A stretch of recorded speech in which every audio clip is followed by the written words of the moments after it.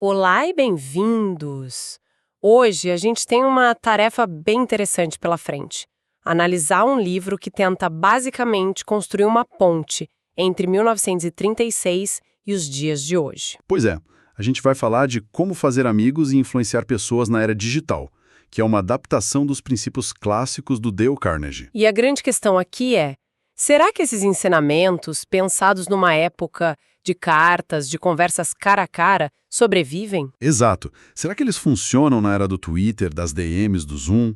O livro argumenta que sim, e mais, que eles são mais urgentes do que nunca. É isso. O ponto central é que, nessa nossa era de equilíbrios instáveis, onde, sabe, uma reputação pode ser destruída por um post, os fundamentos da interação humana viram nosso porto seguro. Então, a nossa missão aqui é investigar isso. Vamos tentar extrair as estratégias que o livro propõe para construir uma influência que seja real, duradoura. E não aquela popularidade passageira que a internet parece valorizar tanto, né? Com certeza. E tem uma distinção que o livro faz logo no comecinho que eu achei, assim, fundamental para a nossa conversa. Ele separa a influência emprestada da merecida. Ah, isso é ótimo. A emprestada seria da celebridade, do influenciador, que é super volátil, né? Exato. Depende de atenção constante. Já a merecida é estável. Ela nasce do respeito, da empatia, da delicadeza. É uma construção, sabe? Lenta, sólida. E é nela que a gente vai focar. Perfeito. E para começar essa construção, o livro já joga na mesa uma regra que parece simples, mas que, na prática, É um dos maiores desafios do nosso tempo. sem dúvida, especialmente online. O princípio é: enterre seus bumerangues. Ou seja, não critique, não condene, não reclame. E para mostrar o peso disso, eles contam uma história incrível sobre o Abraham Lincoln. Sim, essa história é fantástica. A gente está em julho de 1863, logo depois da Batalha de Gettysburg. O exército do general Lee está recuando, todo despedaçado. E encurralado, né? Contra o rio Potomac, que estava altíssimo por causa da chuva. Isso. Era a chance de ouro para a União capturar o exército inteiro e, basicamente, acabar com a guerra civil ali, naquele momento. E o Lincoln, lá de Washington, ele via isso com uma clareza absurda. Ele mandava ordens urgentes para o general Meade: ataque agora. Ele telegrafou, mandou mensageiros, deixou muito claro que a guerra podia terminar naquele dia. Mas o Meade... O Meade hesitou. Exato. Ele convocou um conselho de guerra, ficou deliberando, esperou, e nesse meio tempo o rio baixou e o Lee escapou com o que sobrou das tropas dele. Nossa, a reação do Lincoln deve ter sido... De fúria total, ele sentiu que a vitória final escapou pelos dedos.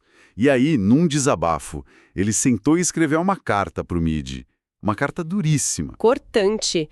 Ele dizia coisas como: sua oportunidade de ouro foi perdida e estou imensamente angustiado por causa disso. Era uma crítica que, do ponto de vista dele, era totalmente justificada. E aqui vem a parte que me fez pensar muito.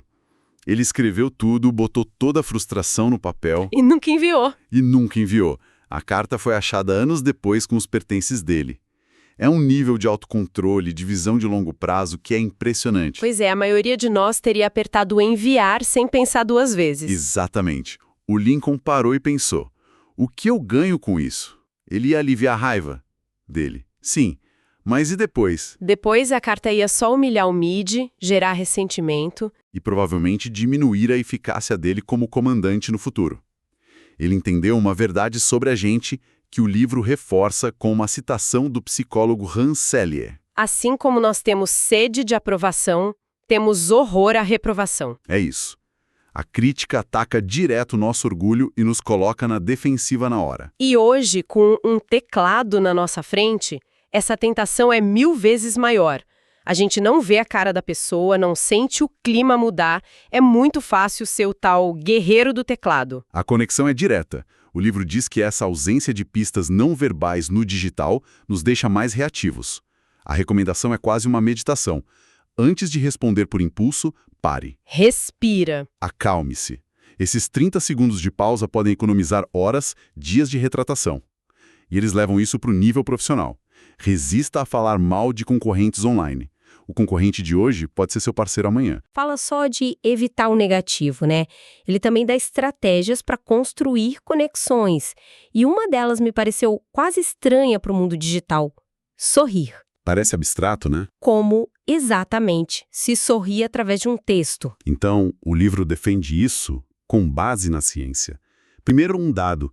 Uma pesquisa mostrou que 99,7% dos adultos acham que o sorriso é um recurso social vital. A gente está programado para responder a ele. E as emoções são contagiosas, né? Lembro de ler a parte sobre o estudo de Harvard que rastreou a felicidade e descobriu que ela se espalha por até 3 graus de separação. Exato. Cada amigo feliz na sua rede aumenta a sua própria chance de ser feliz em uns 9%. E o livro transporta essa ideia para a comunicação escrita. A voz num e-mail, num post, pode sorrir ou fazer uma carranca. Perfeito. A escolha das palavras, a pontuação, o jeito que você começa e termina a comunicação, tudo isso cria um tom. A analogia que eles usam é ótima. As palavras escritas são como os cantos da boca, sabe? Podem se virar para cima ou para baixo. Sabe, isso me faz pensar no impacto real. Um e-mail com um tom meio seco de um chefe pode azedar o dia da equipe inteira. E o que está escrito fica. É irrefutável. E tem outra pesquisa que eles citam sobre o Twitter que reforça isso. Usuários que postam coisas felizes tendem a se agrupar, a se seguir, criando bolsões de positividade. É um contágio emocional digital. E junto com esse sorriso digital, vem outra ferramenta que parece simples: usar o nome das pessoas. Ah, sim. A história do Sr. Bates é o exemplo perfeito. Ele era um empresário que foi num restaurante caríssimo uma única vez. 6 meses depois, ele voltou, com um cliente importante. E aí o garçom, um rapaz chamado James, se aproxima e diz: "Olá, Sr. Bates. É um prazer recebê-lo novamente." E esse gesto, esse pequeno reconhecimento, foi o suficiente para o Sr. Bates virar cliente fiel por anos, levando dezenas de outras pessoas lá. Porque fez ele se sentir visto, né? Importante, único. Não era só mais um cliente. Exato. O livro argumenta que na era digital, onde a gente é bombardeado por mensagens genéricas, ouvir ou ler nosso próprio nome se tornou ainda mais poderoso. É um elogio sutil, mas muito eficaz. Então, na prática, em vez de um "Oi, tudo bem" genérico, começar um e-mail com "Bom dia, Mariana" já faz uma diferença. Uma baita diferença. E eles também alertam para ter cuidado com apelidos, né? Não chamar um José de Zé no e-mail profissional até que ele dê essa abertura. É uma questão de respeito. Entendi. Tem o exemplo de uma empresa, a Saddleback Leather Company, que o fundador leva isso a sério, né? Sim, o Dave Munson. Ele liga pessoalmente para os clientes e, mais importante, faz questão de chamar os artesãos dele pelo nome. Ele conta que um deles ficou com os olhos cheios de lágrimas com esse reconhecimento. É essa conexão que constrói a lealdade. Isso tudo nos leva a um ponto que parece ser a base de tudo: escutar. É um conselho que todo mundo já ouviu, mas o livro traz um caso moderno e explosivo. Catastrófico. Acontece quando uma empresa gigante não escuta um único cliente. A famosa história de United Breaks Guitars. Para quem não conhece, o músico Dave Carroll estava num voo e da janela viu a equipe de bagagem arremessando a guitarra dele, de $3.500 de qualquer jeito na pista. E, obviamente, a guitarra chegou quebrada. O que veio depois foi um calvário de 1 ano. Ele ligou, mandou e-mail, tentou de tudo. E foi ignorado. Sistematicamente. A resposta dele foi genial. Compôs uma música, gravou um clipe para o YouTube chamado, claro, United Breaks Guitars. O resultado foi um viral absurdo. Em poucos dias, as ações da United Airlines caíram 10%, uma perda de $180 milhões. Daria para comprar mais de 51 mil guitarras novas com esse dinheiro.